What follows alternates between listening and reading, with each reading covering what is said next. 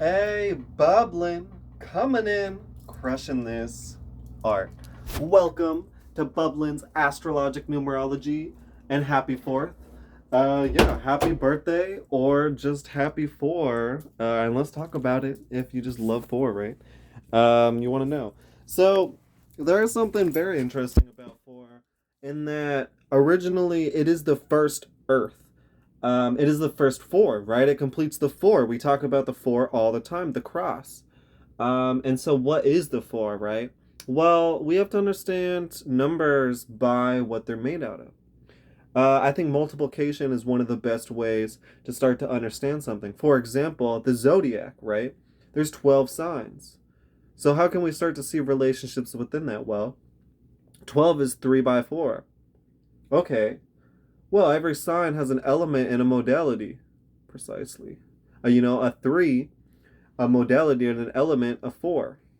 So now we can start to see, whoa, the signs are really expressing themselves 3 by 4, right?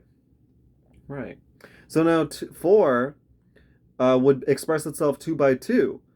And now what do we know about 2? 2 is pair, 2 is yang and yin. And now, what is yang? Yang is etherical, volatile, spiritual, and of self, right? And this is fire and water, 1 and 2. What is yin? Yin is of other, stable, taking form, recalibrating based on what makes sense, right? All of this. And what is this? This is earth and air. This is, or air and earth, I should say. 3 and 4, right? The yang and the yin. The mimic of the 1 and the 2 within the 1 and the 2, right? Because now we have the yang yin, fire, water, right? Within the 1, both still volatile and changeable, right? And then we have 2, or yin, consistent of air, earth, being the fire, water, the mimic of the 1 and the 2, or the mimic of the yang and the yin, fire, earth, or fire, water, aka the earth and the air and the earth in the yin realm, right, versus the yang realm. So we can start to see what the four really starts to show us, right? But either way, so it being that last roll, it is the 4. Now it is connects to 1 as well, or cardinality, in that we're starting again in the realm of 3, right? So here's the way to show. So here we finally finished the realm of 4, right? 1, 2, 3, 4. While here we're just back at 1, right? And now here's a way to visualize this. In that we have 28 representing 1, the 2 plus 8, the digital root being 1, 4 representing 4, and 16 representing 7. And these all come out as cardinal placements. 28 within the cardinal realm, 4 within the fixed realm, and 17 or 16, 7 within the mutable realm.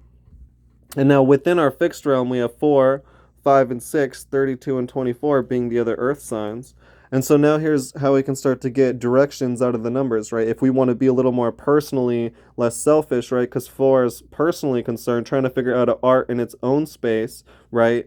Within the realm of fixity, within the realm of logic, within the realm of sense, while also dealing with its structures and stuff like this. So because it's an earth sign as well, so it's dealing with its responsibilities and roles. So already it's in a realm that's all about continuation, that's all about sense. It's really the general flow is about, yeah, continuation and sticking to, and it has its roles and its responsibilities, right? But personally it's still trying to create new. It still maybe is trying to deconstruct this role and try to get into another one, right? It's still trying to like switch it up a little bit, and there's going to be struggle within the connection between the cardinality and the fixity, right?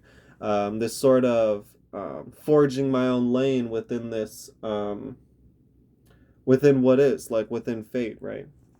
So yeah, there is this sort of creative ability, but within Earth, within I just want to do what makes sense and have my own tool and trade. I just want to have the one that I care about, right? But yeah, still falling within that fixed realm and that Earth realm being very solid. Yeah. So then we talked about 4 being 2 times 2, which also gives this dual movement in the water realm.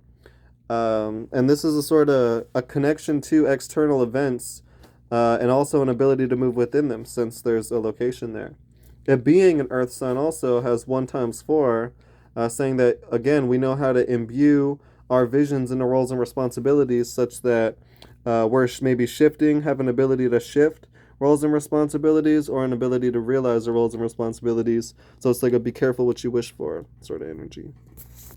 And then again, 4 expresses itself through 4, which is cardinal in the fixed realm. So this is creating a new where everyone can see us, right? Like Leo / Virgo versus Aries and Taurus is the sort of cardinal that's like for all for myself, it just wants to do it for itself.